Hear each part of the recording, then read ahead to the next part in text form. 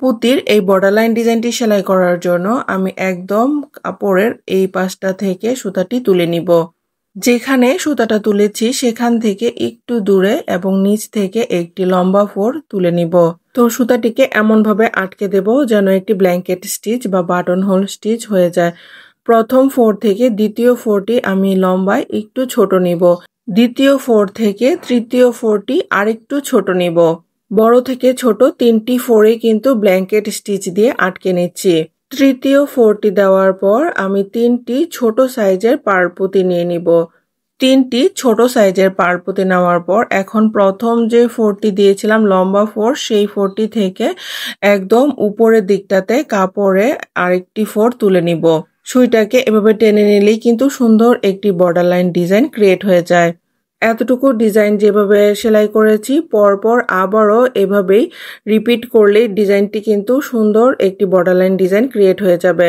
প্রথমে তিনটি লাইনে বড় থেকে ছোট ব্ল্যাঙ্কেট স্টিচ দিব, তারপর প্রথম যে বড় ব্ল্যাঙ্কেট স্টিচটা আছে সেই ব্ল্যাঙ্কেট স্টিচ থেকে তিনটি পার্লপুঁতি নিয়ে তারপর সুন্দর ডিজাইনটি সেলাই করে ফেলবো।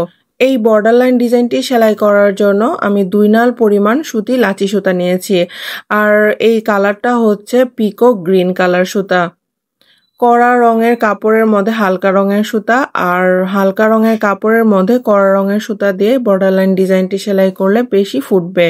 আর এই পার্লপুঁতি দেওয়ার কারণে বর্ডার লাইন ডিজাইনটির সৌন্দর্য বহুগুণ বেড়ে গেছে। যে কোনো ড্রেসের হাতায়, গলায়, কামিজের নিচের প্যানেল, বেবি ড্রেসের গলায়, হাতায় বা কুচিতে বা ওড়নার সাইডের দিকে ব্লাউজের হাতায় করলেও ডিজাইনটি অনেক বেশি সুন্দর লাগবে। যে কোনো ড্রেসের সাইডে এই বর্ডার লাইন ডিজাইনটি সেলাই করে নিলে বাজার থেকে এত দাম দিয়ে আর লেস কিনে নিতে হবে না। আর বাজারের লেস থেকে এই ডিজাইনটি সব সময় অনেক বেশি আনকমন থাকবে। এই বর্ডার লাইন ডিজাইনটি সেলাই করার সময় খেয়াল রাখতে হবে যেন কাপড়টিতে বেশি জোরে টান না পড়ে। বেশি জোরে টান পড়লে ডিজাইনটির সৌন্দর্য নষ্ট হয়ে যেতে পারে।